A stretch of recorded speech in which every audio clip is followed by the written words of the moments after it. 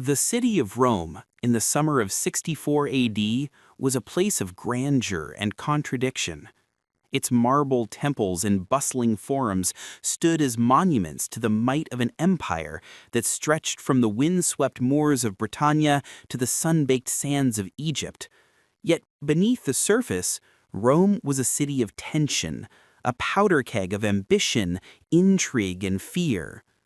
In the heart of this world, a single man held the reins of power, a man whose name would echo through history as both a symbol of decadence and destruction: Nero Claudius Caesar Augustus Germanicus. To his supporters, he was a patron of the arts, a visionary who sought to transform Rome into a city of beauty and culture. To his enemies, he was a tyrant, a madman, and, most infamously, the emperor who watched as his own city burned. But who was Nero really? Was he the monster painted by ancient historians, or a misunderstood ruler caught in the crossfire of politics and legend? To answer that, we must journey back to the beginning, to a time when Rome was ruled not by emperors, but by the iron will of the Senate and the shifting allegiances of powerful families. Nero was born Lucius Domitius Ahenobarbus in 37 AD, the son of Gnaeus Domitius Ahenobarbus and Agrippina the Younger, a woman whose ambition would shape the destiny of her son and the fate of Rome itself. From the moment of his birth, Nero was marked by both privilege and peril. His mother, Agrippina, was the great-granddaughter of Augustus, Rome's first emperor, and she was determined to see her bloodline restored to the throne. Through a web of marriages, alliances, and ruthless maneuvering, Agrippina positioned herself at the center of Roman power. When the Emperor Claudius took her as his wife, she persuaded him to adopt Nero as his own son, placing the boy in direct line for the imperial purple. Nero's early years were shaped by the finest tutors Rome could offer. Chief among them was the philosopher Seneca, whose Stoic teachings would later stand in stark contrast to the excesses of Nero's reign. Under Seneca's guidance, Nero learned the arts of rhetoric, poetry, and music. He was a gifted performer, a lover of Greek culture, and for a time, a promising heir. But the shadow of Agrippina loomed large. She was both mentor and manipulator, steering her son to the throne with a relentless determination that brooked no opposition. When Claudius died, some whispered he was poisoned by Agrippina herself, Nero ascended to the throne at the age of 16. The city rejoiced, hopeful that the new emperor would usher in an era of peace and prosperity. For a brief moment, it seemed those hopes might be realized. Nero's early reign was marked by moderation and reform. He reduced taxes, banned capital punishment, and championed the arts. The Senate, long cowed by the iron fist of previous emperors, found itself treated with a new respect. The people of Rome, weary of intrigue and bloodshed, dared to believe in a brighter future. But beneath the surface, the seeds of chaos were already taking root. Nero's relationship with his mother, once the source of his strength, became a source of bitter conflict. Agrippina, accustomed to wielding power from behind the throne, found herself increasingly sidelined as Nero asserted his independence. The court became a battleground of whispers and plots as rivals vied for influence over the young emperor. In a move that shocked even the jaded citizens of Rome, Nero ordered the murder of his own mother, severing the last tie to his past and plunging his reign into a new era of paranoia and excess. In the heart of this world, the great fire of Rome erupted. On the night of July 18, 64 AD, flames broke out in the shops lining the Circus Maximus, the city's great chariot racing stadium. Fanned by summer winds and fed by the tightly packed wooden buildings, the fire spread with terrifying speed. For 6 days and 7 nights, Rome burned. The flames consumed homes, temples, and entire districts, leaving tens of thousands homeless and a city's heart in ruins. As the fire raged, rumors swirled through the streets.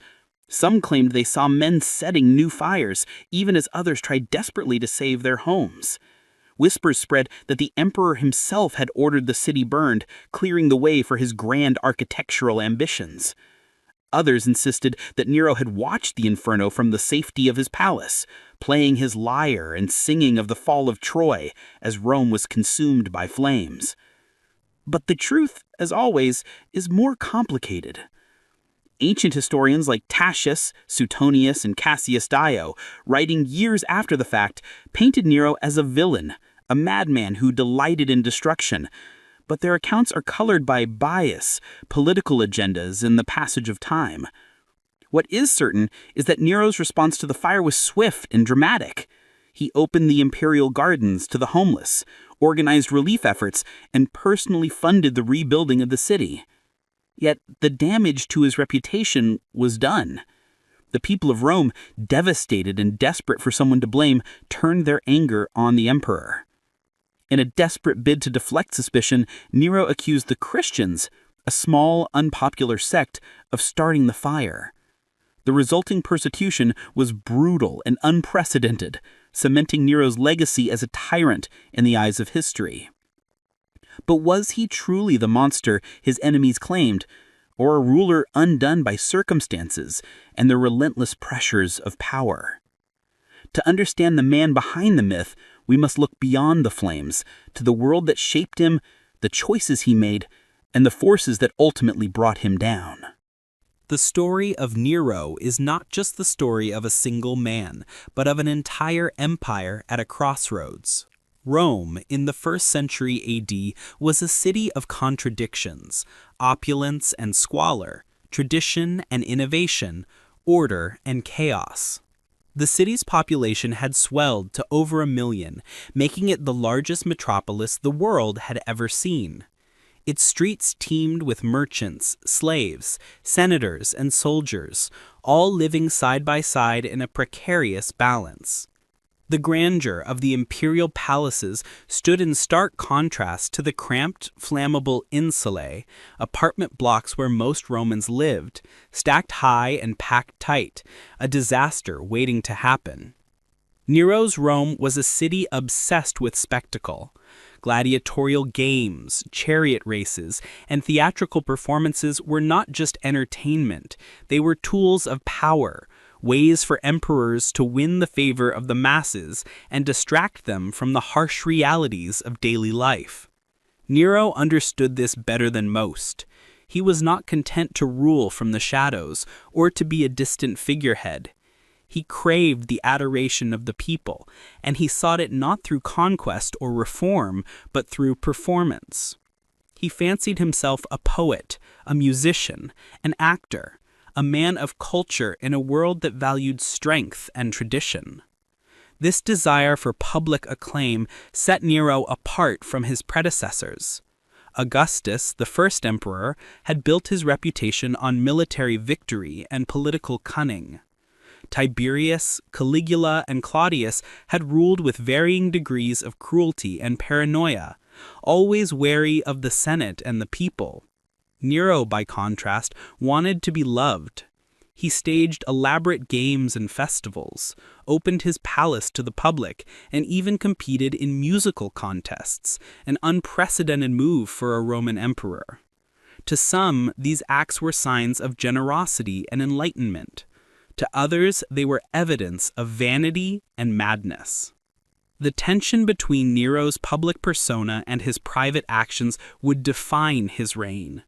In the early years, he was guided by capable advisors, Seneca, the philosopher, and Burrus, the commander of the Praetorian Guard.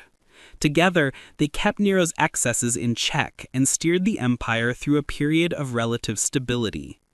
But as Nero grew older, he became increasingly isolated, surrounded by flatterers and sycophants who encouraged his worst impulses.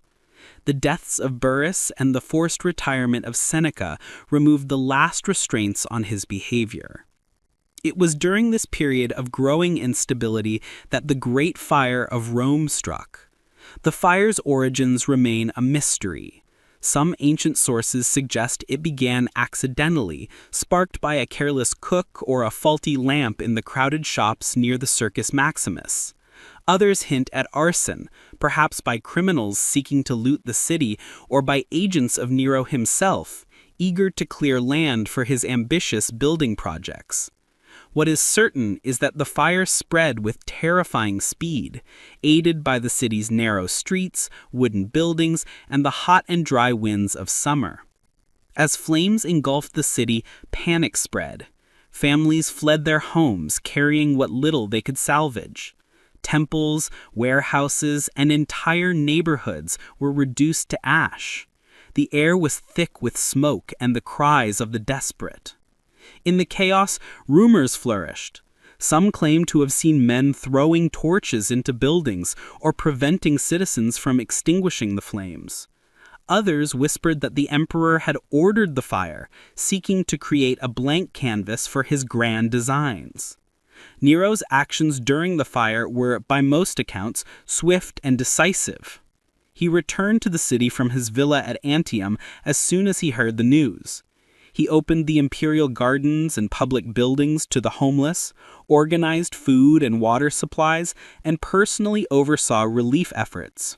He even paid for the reconstruction of homes out of his own pocket. But these efforts did little to quell the suspicion and anger of the people. The scale of the disaster was unprecedented. 3 of Rome's 14 districts were completely destroyed, and 7 more were severely damaged. The city's heart had been gutted, and its people wanted someone to blame. It was in this climate of fear and resentment that Nero made one of the most fateful decisions of his reign. To divert suspicion from himself, he accused the Christians of starting the fire. At the time, Christianity was a small, secretive sect, viewed with suspicion by most Romans. Their refusal to worship the traditional gods, their secret meetings, and their talk of a coming apocalypse made them easy targets. Nero's persecution of the Christians was brutal and theatrical. Some were torn apart by dogs, others were crucified or burned alive to light the emperor's gardens at night. The spectacle was meant to satisfy the public's thirst for justice, but it only deepened Nero's reputation for cruelty. The aftermath of the fire also gave Nero the opportunity to realize his grandest architectural vision, the Domus Aurea, or Golden House. This vast palace complex, built on land cleared by the flames, was a marvel of engineering and excess. Its halls were adorned with gold, precious stones, and intricate frescoes. Artificial lakes, gardens, and even a rotating dining room dazzled visitors. To Nero, the Domus Aurea was the fulfillment of his dream to make Rome a city of beauty and wonder. To the people, it was a symbol of imperial arrogance, built on the ashes of their homes. The contrast between Nero's artistic ambitions and the suffering of his people could not have been more stark. As the emperor reveled in his new palace, the city struggled to rebuild.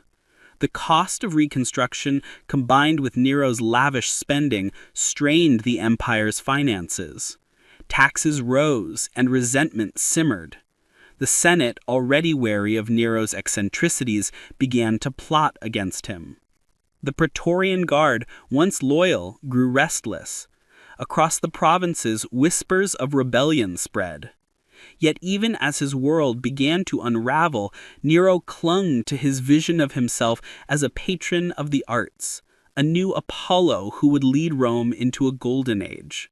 He traveled to Greece, competing in musical and athletic contests, and returned to Rome laden with prizes, most of them awarded out of fear or flattery.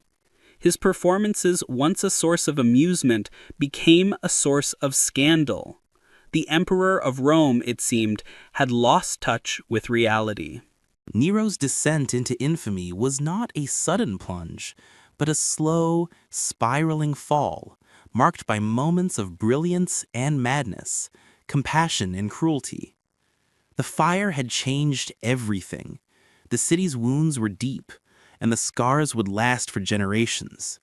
But for Nero, the flame seemed to ignite something within, a reckless abandon, a sense that he was no longer bound by the rules that governed ordinary men.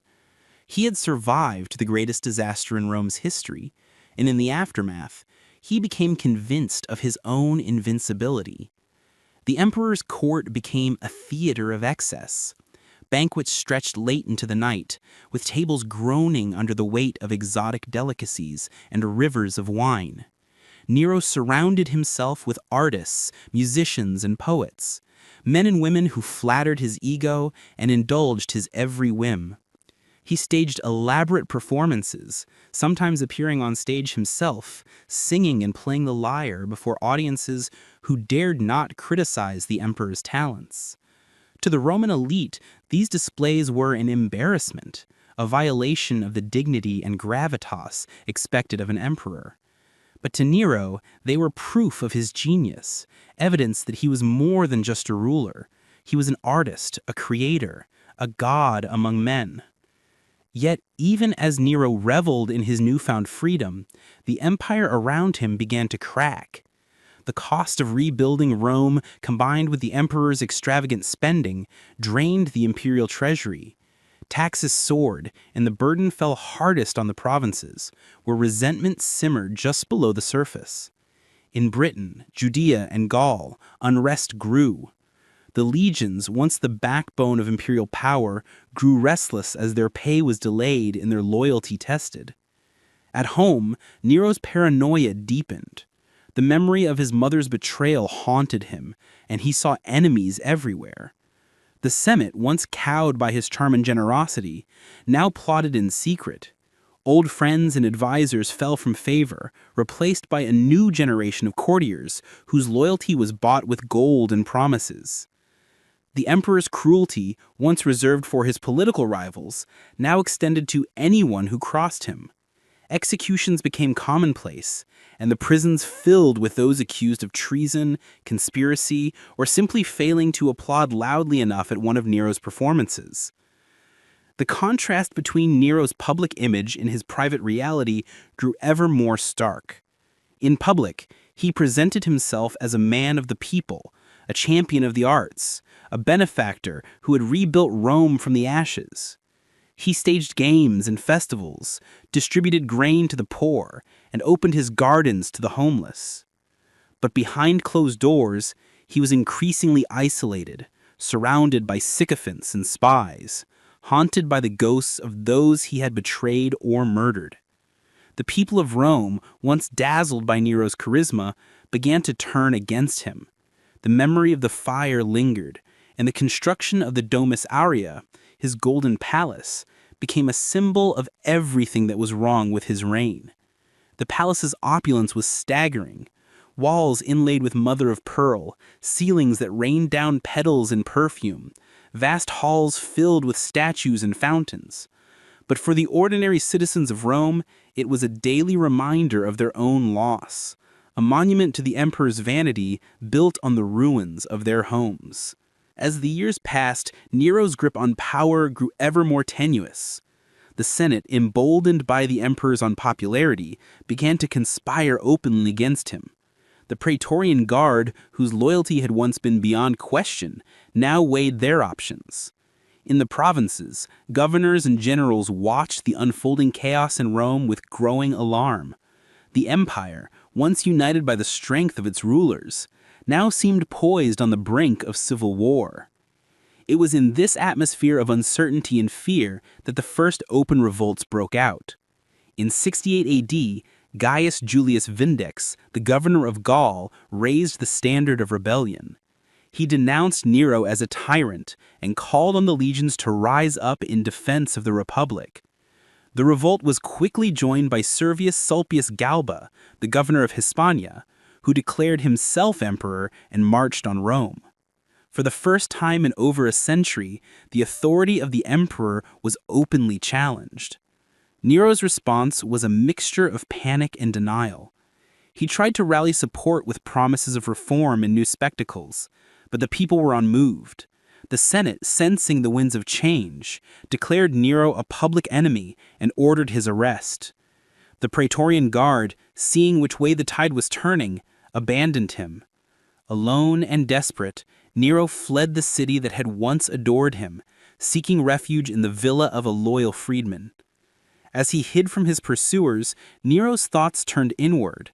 The man who had once dreamed of being remembered as a great artist and benefactor now faced the prospect of a humiliating death at the hands of his enemies. According to legend, his final words were a lament for his lost talent. "What an artist dies in me." With the help of his servant, Nero took his own life, ending the reign of one of Rome's most controversial emperors. But Nero's death was not the end of his story. In the years that followed, his memory was both vilified and romanticized. The Senate declared a damnatio memoria, erasing his name from public monuments and official records. Yet among the people, stories persisted of Nero's generosity, his love of the arts, and his tragic end. Some even believed he would return, a messianic figure who would restore Rome to its former glory. The legacy of Nero is a study in contrasts. To his enemies, he was a monster, a madman who burned his own city, murdered his family, and plunged the empire into chaos. To his supporters, he was a visionary, a patron of the arts, a ruler undone by the jealousy and treachery of those around him. The truth, as always, lies somewhere in between. Nero was both a product and a victim of his time, a man whose ambitions outstripped his abilities and whose dreams were consumed by the very flames he is said to have kindled. To truly understand Nero's complex legacy, we must look beyond the sensational stories and examine the world that shaped him.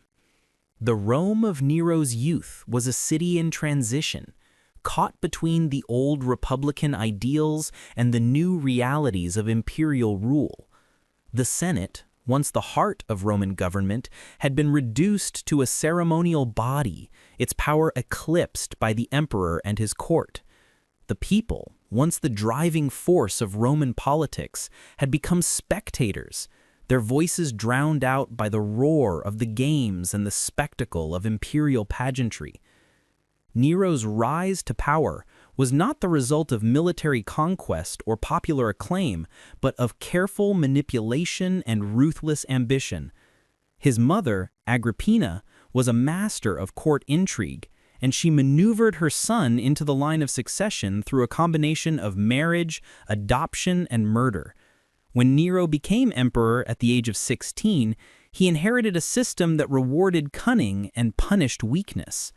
The young emperor quickly learned that survival in the imperial court required constant vigilance, a willingness to betray even those closest to him. The early years of Nero's reign were marked by a genuine attempt at reform. Guided by Seneca and Burrus, he sought to govern with justice and moderation. He reduced taxes, improved the legal system, and promoted public works. For a brief moment, it seemed that Nero might fulfill the promise of his youth, but the pressures of power soon took their toll. The death of Burrus and the forced retirement of Seneca left Nero without the wise counsel that had kept his worst impulses in check. Surrounded by flatterers and opportunists, he became increasingly erratic and unpredictable. The murder of his mother was a turning point. Agrippina had been both a source of strength and a constant threat. Her ambition and influence a shadow over Nero's every decision. Her death freed Nero from her control, but it also unleashed a darker side of his nature. No longer constrained by fear or obligation, he indulged his every desire, surrounding himself with artists, actors, and musicians who encouraged his fantasies of greatness. The imperial court became a playground for Nero's whims, a place where loyalty was bought and sold, and where the line between reality and performance blurred.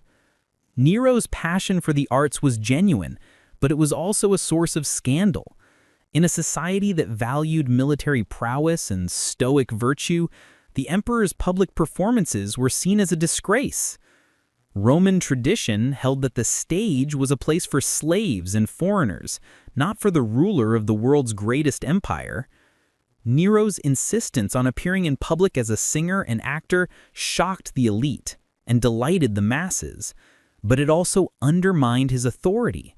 The more he sought the adoration of the people, the more he alienated the Senate and the army, the true pillars of imperial power. The Great Fire of Rome was both a disaster and an opportunity. The destruction of so much of the city allowed Nero to embark on an ambitious program of reconstruction. He introduced new building codes, requiring wider streets and the use of fireproof materials. He planned grand public spaces, temples, and monuments that would transform Rome into a city worthy of its imperial status. But the centerpiece of his vision was the Domus Aurea, a palace so vast and luxurious that it seemed to embody the very excesses for which Nero would be condemned. The construction of the Domus Aurea was a marvel of engineering and artistry. Its walls were covered in gold leaf and precious stones, its ceilings adorned with intricate frescoes and mosaics.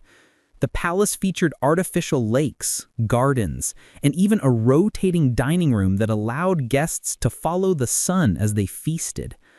For Nero, the Domus Aurea was the realization of his dream, a place where art, beauty, and power converged.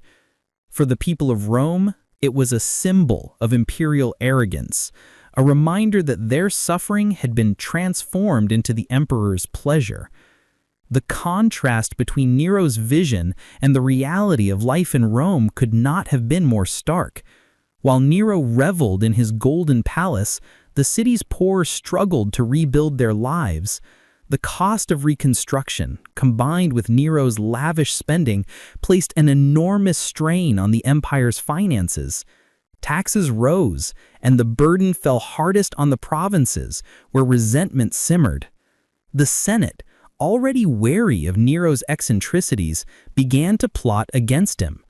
The Praetorian Guard, whose loyalty had once been beyond question, now weighed their options. In the provinces, governors and generals watched the unfolding chaos in Rome with growing alarm. The empire, once united by the strength of its rulers, now seemed poised on the brink of civil war. The unraveling of Nero's reign was as dramatic as any of the tragedies he so loved to perform. The empire, once held together by the sheer force of the emperor's will, began to fracture under the weight of discontent and rebellion. The provinces, long the source of Rome's wealth and power, became hotbeds of unrest. In Gaul, Gaius Julius Vindex, a respected governor, openly defied Nero's authority, calling on his fellow Romans to rise up against the tyrant. Vindex's rebellion was quickly joined by Galba, the governor of Hispania, who declared himself emperor and marched his legions toward Rome. For the first time in decades, the specter of civil war loomed over the empire. The legions, whose loyalty had been the foundation of imperial power, were now divided. Some remained faithful to Nero, while others threw their support behind Galba. The Senate, sensing the shifting tides, began to distance itself from the emperor, preparing for the possibility of a new regime. The Praetorian Guard, the elite soldiers tasked with protecting the emperor, weighed their options carefully, their loyalty available to the highest bidder. Nero, once the master of spectacle and manipulation, found himself increasingly isolated. His attempts to rally support with promises of reform and new games fell flat. The people, still haunted by the memory of the fire and the extravagance of the Domus Aurea, were unmoved by his gestures. The Senate, emboldened by the growing rebellion, declared Nero a public enemy and ordered his arrest. The Praetorian Guard, sensing the end was near, abandoned him. In the final days of his reign, Nero's world shrank to a handful of loyal followers. He fled the city that had once adored him, seeking refuge in the villa of a freedman on the outskirts of Rome. There, surrounded by the last remnants of his court, Nero faced the reality of his situation. The man who had once dreamed of being remembered as a great artist and benefactor now faced the prospect of a humiliating death at the hands of his enemies. According to ancient sources, Nero's final hours were marked by fear and despair. He paced the villa, unable to make the final decision to end his own life. As the sound of approaching horsemen grew louder, he begged his companions to help him. In the end, it was a loyal servant who assisted Nero in taking his own life, sparing him the indignity of capture. His last words, as reported by Suetonius, were a lament for his lost talent. Qualis artifice pareo, what an artist dies in me. With Nero's death, the Julio-Claudian dynasty came to an end. The empire was plunged into chaos, as rival claimants vied for the throne in a year that would become known as the Year of the Four Emperors. The Senate, eager to erase the memory of Nero's excesses, declared a damnatio memoriae, ordering his name and image to be removed from public monuments and official records. Statues were toppled, coins were melted down, and the very mention of his name became taboo. Yet, even as the official records sought to erase Nero from history, his memory persisted. Among the people, stories circulated of his generosity, his love of the arts, and his tragic end. Some believed that Nero had not truly died, but had fled to the east, where he would one day return to reclaim his throne. In the years that followed, several impostors appeared, claiming to be the lost emperor and gathering followers among those who still mourned his passing. The legacy of Nero is a study in contrasts. To his enemies, he was a monster, a madman who burned his own city, murdered his family, and plunged the empire into chaos. To his supporters, he was a visionary, a patron of the arts, a ruler undone by the jealousy and treachery of those around him. The truth, as always, lies somewhere in between. Nero was both a product and a victim of his time, a man whose ambitions outstripped his abilities, whose dreams were consumed by very flames he is said to have kindled. The story of Nero's reign is also the story of Rome itself, a city of contradictions, where beauty and brutality existed side by side, and where the line between civilization and chaos was always perilously thin. The fire that destroyed so much of the city was both a tragedy and a catalyst, forcing Rome to rebuild and reinvent itself. The Domus Aurea, for all its excess, was a marvel of architecture and engineering, a testament to the creativity and ambition that defined the Roman spirit. In the centuries that followed, Nero's reputation would be shaped and reshaped by historians, artists, and storytellers. Ancient writers like Tacitus, Suetonius, and Cassius Dio painted him as a villain, a cautionary tale of what happens when power is unchecked and ambition knows no bounds. Later generations would revisit his story, finding in Nero a symbol of both the dangers and the possibilities of absolute power. Modern historians have sought to separate fact from fiction, to understand the man behind the myth.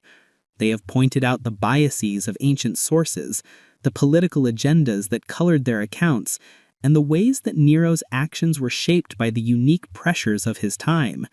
Some have argued that Nero was not the monster of legend, but a complex and tragic figure whose flaws were magnified by the circumstances of his reign. What remains undeniable is the impact Nero had on the city of Rome and the empire he ruled. The fire that bears his name changed the face of the city forever, leading to new building codes, grand public spaces, and a renewed sense of civic identity. The Domus Aurea, though short-lived, was a marvel of architecture and engineering, a testament to the creativity and ambition that defined the Roman spirit. Nero's story is a reminder of the fragility of power, the dangers of unchecked ambition, and the enduring allure of spectacle. It is a story that continues to fascinate and provoke, inviting us to question the nature of leadership, the responsibilities of those who hold power, and the ways in which history is written and remembered. The echoes of Nero's reign reverberated long after his death, shaping not only the fate of Rome, but also the way future generations would understand the nature of power and its perils. The city he left behind was a patchwork of ruins and new beginnings, a place where the scars of the fire mingled with the ambitions of those who came after.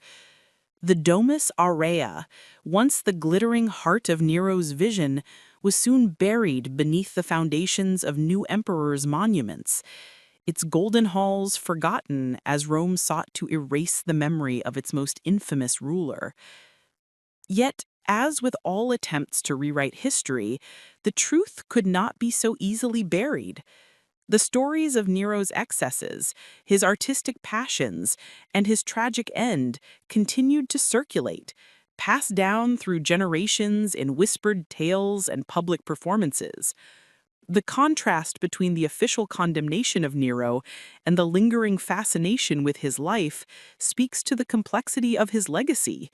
He was, in many ways, a mirror for the anxieties and aspirations of his time, a ruler who embodied both the promise and the peril of absolute power. The years following Nero's death were marked by chaos and uncertainty. The year of the four emperors saw Rome torn apart by civil war, as rival claimants vied for the throne. Galba, Otho, Vitellius, and finally Vespasian each seized power in rapid succession, their brief reigns marked by violence and instability. The empire, so recently united under the rule of a single man, now seemed on the verge of collapse. Yet out of this turmoil emerged a new order, as Vespasian established the Flavian dynasty and set about restoring stability to the battered empire. Vespasian's approach to leadership was a study in contrast to Nero's. Where Nero had sought the adoration of the masses through spectacle and extravagance, Vespasian focused on practical reforms and fiscal responsibility. He dismantled much of what remained of the Domus Aurea, filling in its artificial lake and using the site to build the Colosseum, a monument to Roman engineering and a symbol of the new era. The Colosseum, with its vast arena and towering arches, stood as a testament to the resilience of Rome, a city that could rise from the ashes of disaster and reinvent itself anew. But even as Rome moved forward, the memory of Nero lingered. For some, he remained a cautionary tale, a warning of the dangers of unchecked ambition and the corrupting influence of power. For others, he was a tragic figure, undone by the very qualities that had once made him great. His stories of his artistic pursuits, his love of music and poetry, and his desire to be remembered as more than just a ruler continued to captivate the imagination of poets, playwrights, and historians. The Christian community in particular would never forget Nero's role in their persecution. The brutal executions that followed the Great Fire became a defining moment in the history of early Christianity, shaping the way the new faith understood itself and its relationship to the Roman state. For centuries, Nero would be remembered as the first great persecutor of Christians, a figure of evil whose actions foreshadowed the trials and tribulations to come. The image of Nero as the Antichrist, a symbol of tyranny and corruption, would echo through the writings of church fathers and theologians, cementing his place in the pantheon of history's villains. Yet the reality of Nero's reign was far more nuanced than the legends suggest. Modern historians, armed with new evidence and a critical eye, have sought to re-examine the sources and separate fact from fiction. They have pointed out that many of the most damning stories about Nero were written decades after his death by authors with their own agendas and biases. Tacitus, Suetonius, and Cassius Dio, the principal sources for Nero's life, were all members of the senatorial elite, a class that had little love for emperors who challenged their authority. Archaeological discoveries have also shed new light on Nero's reign. The remains of the Domus Aurea, rediscovered in the Renaissance, revealed a level of artistic innovation and technical skill that was unmatched in its time. The building's frescoes, mosaics, and architectural features inspired generations of artists, from Raphael to Michelangelo, who marveled at the creativity and ambition of Nero's vision. The fire that devastated Rome, once blamed solely on the emperor's madness, is now understood as a tragic accident, made worse by the city's crowded streets and flammable buildings. The question of Nero's responsibility for the fire remains a subject of debate. While ancient sources accuse him of setting the blaze to clear land for his palace, there is little concrete evidence to support this claim. What is clear is that Nero's response to the disaster was both immediate and generous. He opened his own gardens to the homeless, organized relief efforts, and funded the rebuilding of the city. His decision to blame the Christians, however, remains one of the darkest chapters of his reign, a reminder of the ways in which fear and suspicion can lead to unimaginable cruelty. The story of Nero is, in the end, a story about the dangers of isolation and the corrupting influence of power. Surrounded by flatterers and sycophants, cut off from the realities of life in his own city, Nero lost touch with the people he was meant to serve. His artistic ambitions, while genuine, became a means of escape, a way to avoid the hard choices and responsibilities of leadership. The more he retreated into his own world of performance and fantasy, the more he alienated those around him until he stood alone, abandoned by friends, family, and the very city he had once sought to transform.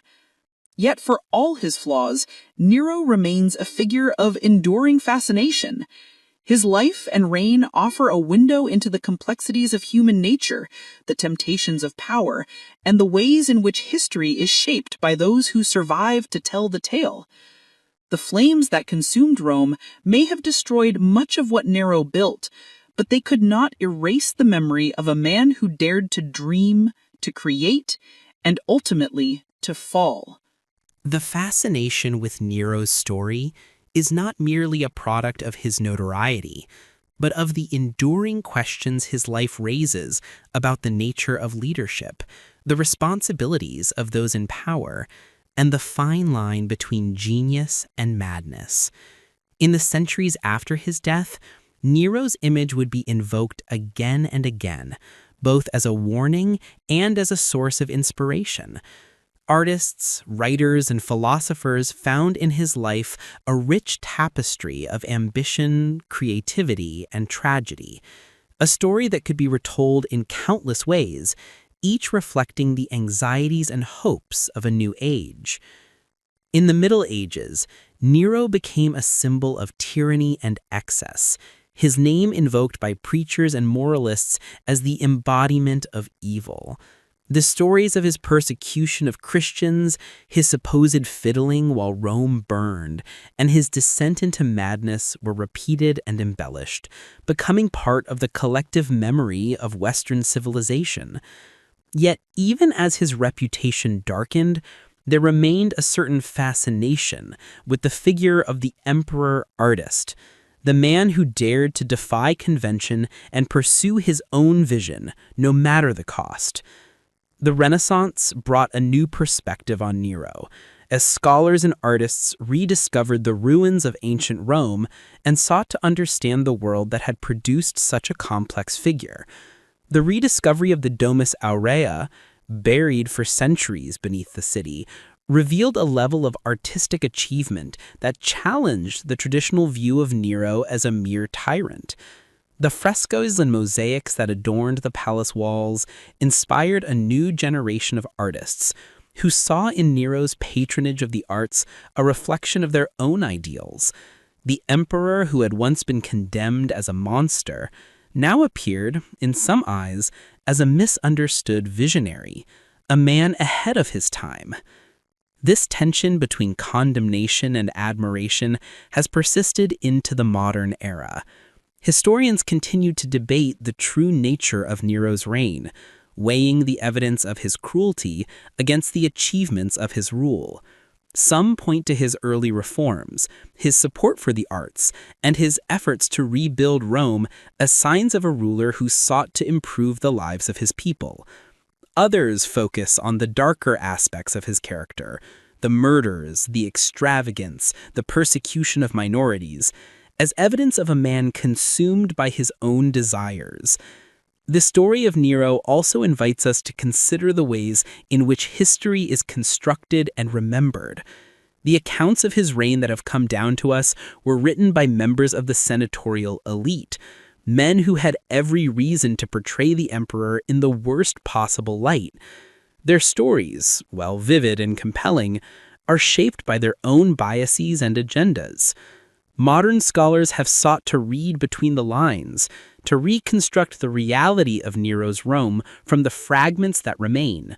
Archaeology, numismatics, and the study of ancient art have all contributed to a more nuanced understanding of the period, revealing a society that was both more complex and more dynamic than the caricatures of ancient historians would suggest. Nero's relationship with the people of Rome is a case in point. While the elite condemned his public performances and artistic ambitions, many ordinary Romans seem to have admired his generosity and flair. The games and spectacles he staged were wildly popular, drawing crowds from across the city and beyond. His efforts to provide food and entertainment for the masses, while criticized by the upper classes, helped to maintain social order and win the loyalty of the urban poor. Even after his death, stories persisted of Nero's kindness and his willingness to listen to the grievances of the common people. The contrast between Nero's public image and his private reality is one of the most enduring themes of his story. The emperor who presented himself as a benefactor and artist was, in private, a man haunted by insecurity and fear. The pressures of rule, the constant threat of betrayal, and the burden of living up to the legacy of Augustus and the Julio-Claudian dynasty all took their toll. Nero's descent into paranoia and cruelty was not simply the result of personal weakness, but of the unique challenges of his position. The isolation of power, the lack of trustworthy advisors, and the ever-present danger of assassination created an environment in which even the most well-intentioned ruler could lose his way. The fire that destroyed much of Rome was both a literal and a metaphorical turning point in Nero's reign. The disaster exposed the vulnerabilities of the city and the inadequacies of its leadership, but it also provided an opportunity for renewal.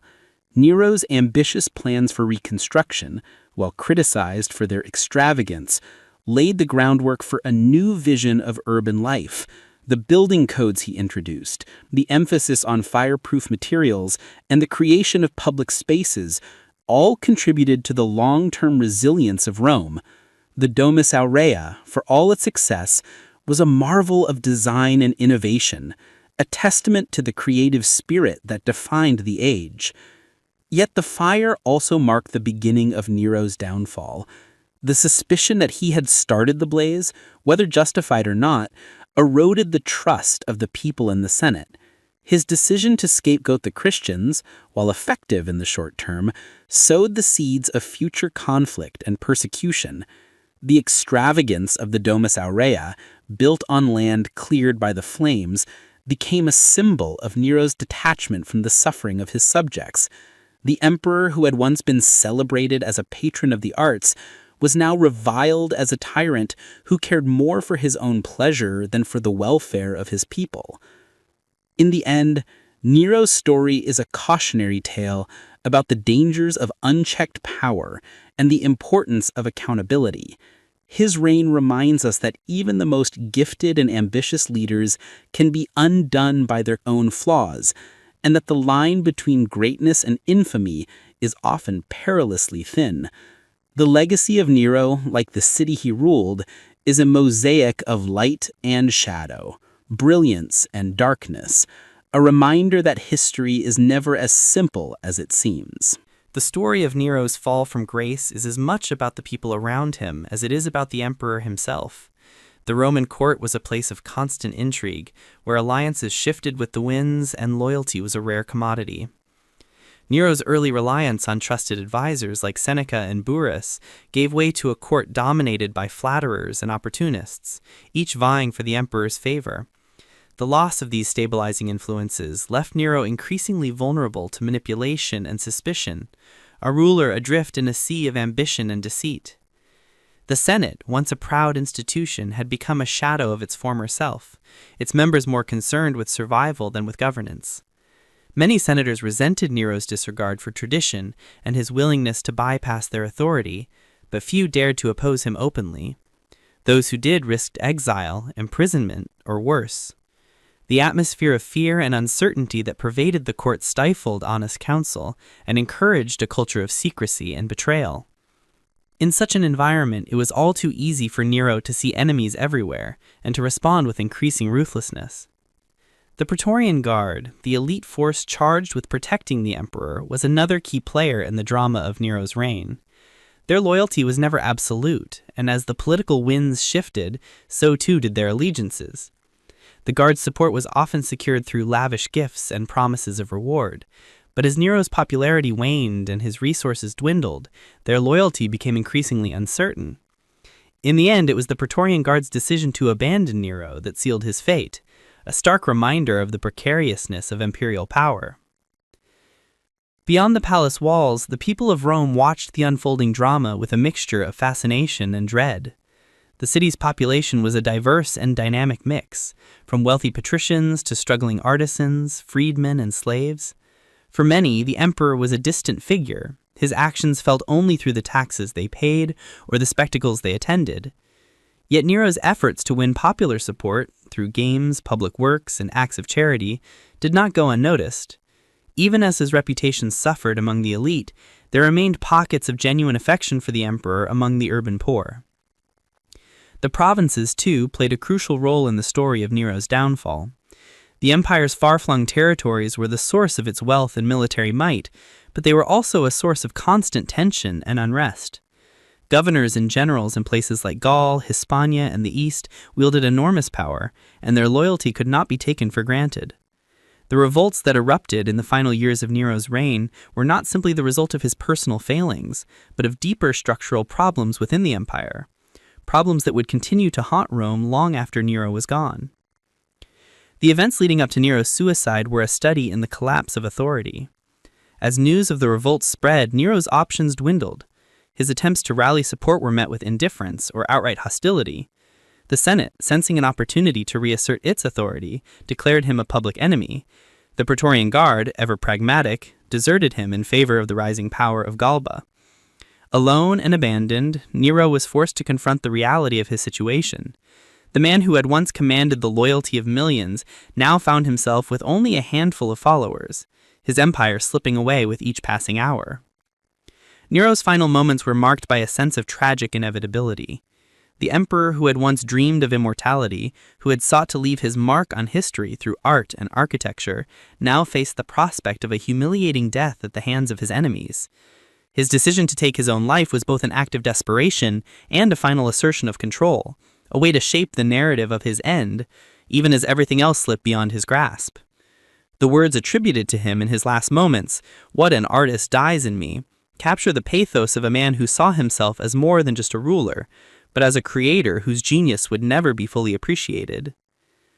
The aftermath of Nero's death plunged Rome into chaos. The year of the four emperors was a time of violence and uncertainty, as rival claimants fought for control of the empire. The instability of this period exposed the fragility of the imperial system and the dangers inherent in a regime built on the charisma and authority of a single individual. Yet out of this chaos emerged a new order, as Vespasian and the Flavian dynasty restored a measure of stability and set the stage for a new era of Roman greatness. The process of coming to terms with Nero's legacy was a long and complicated one. The official policy of damnatio memoriae sought to erase his memory from public life, but the stories and rumors persisted. For some, Nero remained a symbol of everything that was wrong with the empire, a warning of the dangers of decadence, cruelty, and unchecked ambition. For others, he was a tragic figure, undone by forces beyond his control, a victim of the very system he had sought to master. The fascination with Nero's life and reign has never truly faded. His story has been retold in countless forms, from ancient histories to modern novels, operas, and films. Each retelling reflects the concerns and preoccupations of its own time, casting Nero as villain, victim, or visionary according to the needs of the moment. The enduring appeal of his story lies in its complexity, its refusal to offer easy answers or simple moral lessons. Nero's Rome was a city of contradictions, a place of beauty and brutality, innovation and decay, hope and despair. The fire that destroyed so much of the city was both a tragedy and the catalyst, forcing Rome to rebuild and reinvent itself. The Domus Aurea, for all its excess, was a marvel at architecture and engineering, a testament to the creativity and ambition that defined the Roman spirit. The legacy of Nero, like the city he ruled, is a mosaic of light and shadow, brilliance and darkness, a reminder that history is never as simple as it seems. The centuries that followed Nero's death saw his legend grow, shaped and reshaped by the needs and imaginations of those who came after. In the Christian tradition, Nero became the archetype of the persecutor, the first emperor to turn the might of Rome against the followers of a new and radical faith.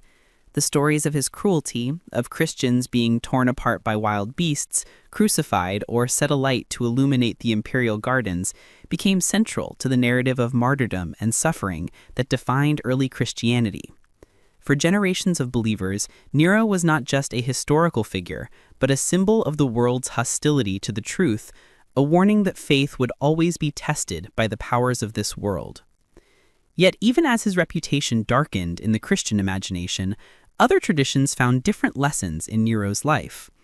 In the East, legends arose of Nero's escape from death, of his flight across the sea to a distant land where he would one day return to reclaim his throne. These stories, known as the Nero Redivivus legends, reflected a deep ambivalence about the emperor's legacy.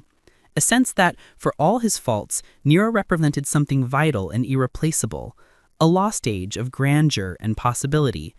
The persistence of these legends, centuries after his death, speaks to the enduring fascination with the man who once ruled the world's greatest city. The arts, too, found inspiration in Nero's story.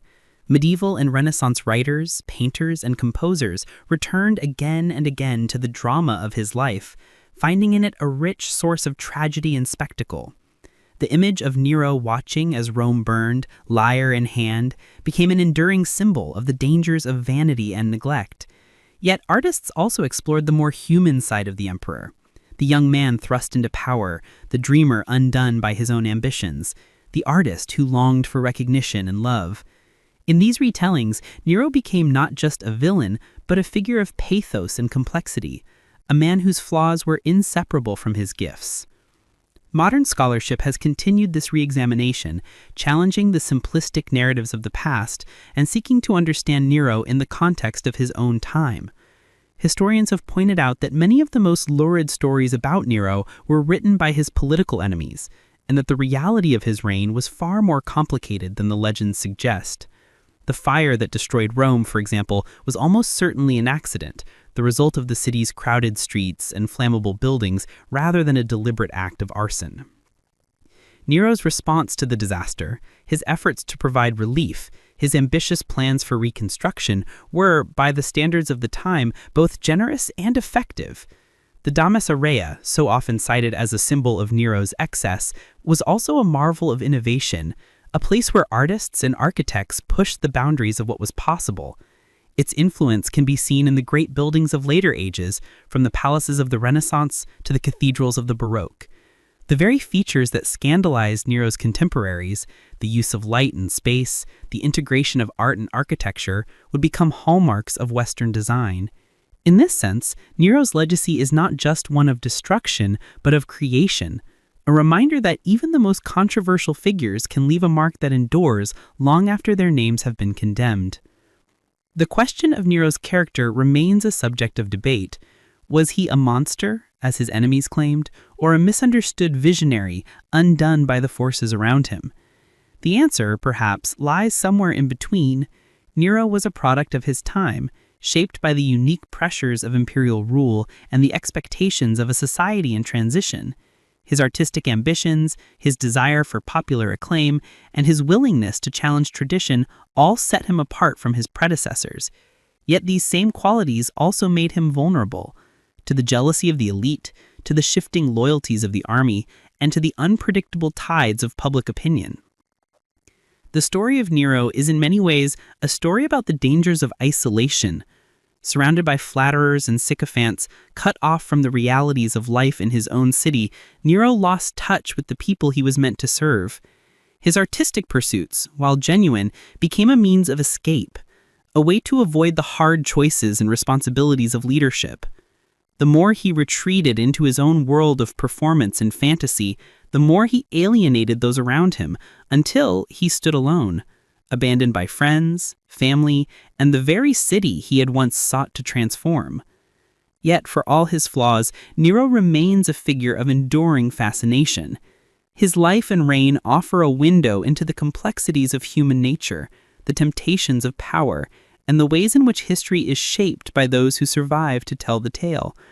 The flames that consumed Rome might have destroyed much of what Nero built, but they could not erase the memory of a man who dared to dream, to create, and ultimately to fall.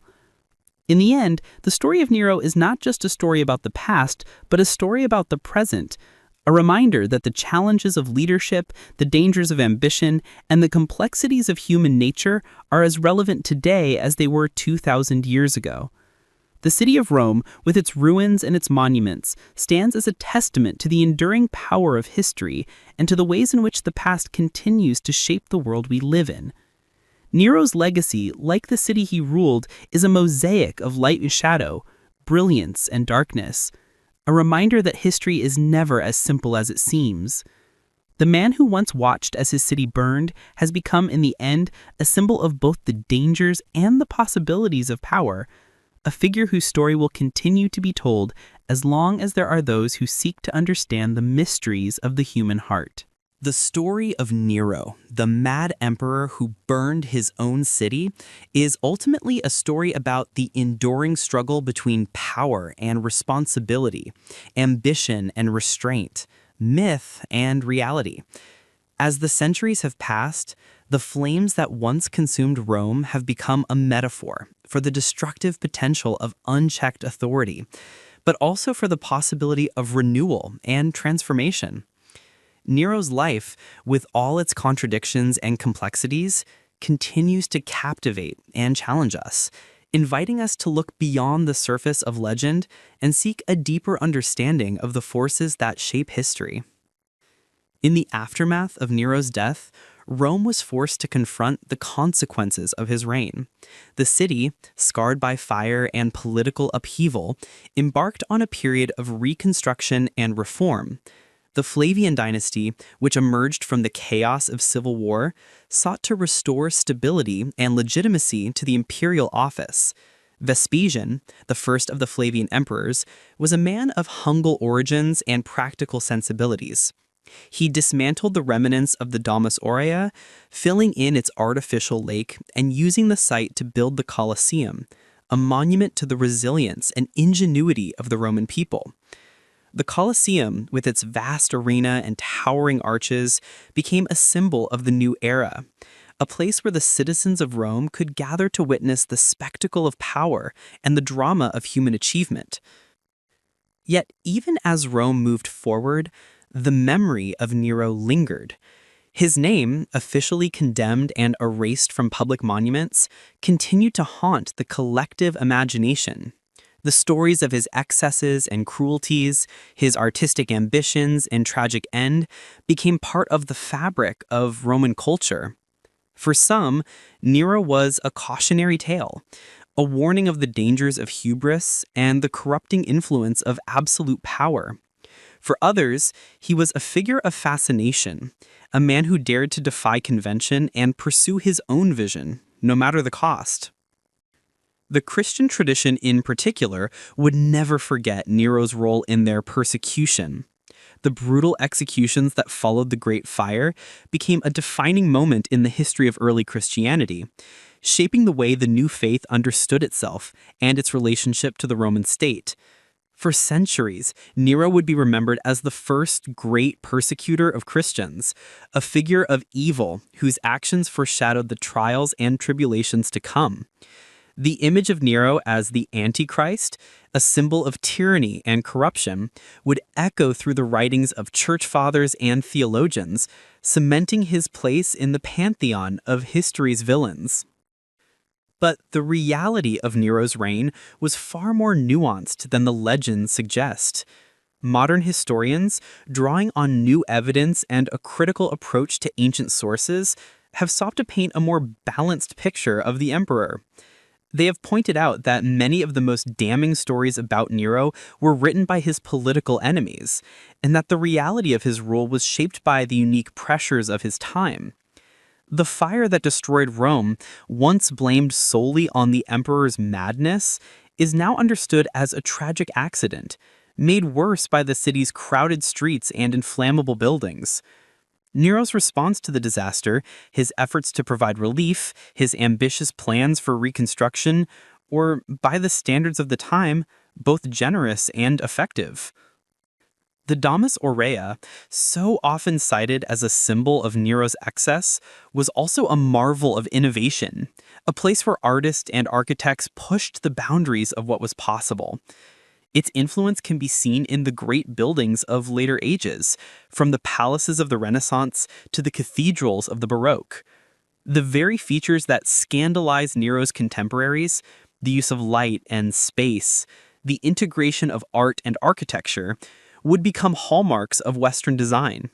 In this sense, Nero's legacy is not just one of destruction, but of creation. A reminder that even the most controversial figures can leave a mark that endures long after their names have been condemned. The question of Nero's character remains a subject of debate. Was he a monster, as his enemies claimed, or a misunderstood visionary, undone by the forces around him? The answer perhaps lies somewhere in between. Nero was a product of his time, shaped by the unique pressures of imperial rule and the expectations of a society in transition. His artistic ambitions, his desire for popular acclaim, and his willingness to challenge tradition all set him apart from his predecessors. Yet these same qualities also made him vulnerable to the jealousy of the elite, to the shifting loyalties of the army, and to the unpredictable tides of public opinion. In the end, the story of Nero is a story about the dangers of isolation. Surrounded by flatterers and sycophants, cut off from the realities of life in his own city, Nero lost touch with the people he was meant to serve. His artistic pursuits, while genuine, became a means of escape, a way to avoid the hard choices and responsibilities of leadership. The more he retreated into his own world of performance and fantasy, the more he alienated those around him until he stood alone, abandoned by friends, family, and the very city he had once sought to transform. But for all his flaws, Nero remains a figure of enduring fascination. His life and reign offer a window into the complexities of human nature, the temptations of power, and the ways in which history is shaped by those who survive to tell the tale. The flames that consumed Rome may have destroyed much of what Nero built, but they could not erase the memory of a man who dared to dream, to create, and ultimately to fall. As we look back on the life of Nero, we are reminded that history is not a simple tale of heroes and villains, but a complex tapestry of ambition, failure, hope, and regret.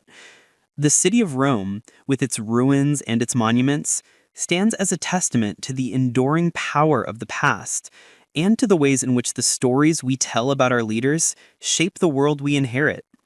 Nero's legacy, like the city he ruled, is a mosaic of light and shadow, brilliance and darkness, a reminder that the line between greatness and infamy is often perilously thin, and that the true measure of a ruler lies not in the monuments they build, but in the lives they touch and the world they leave behind.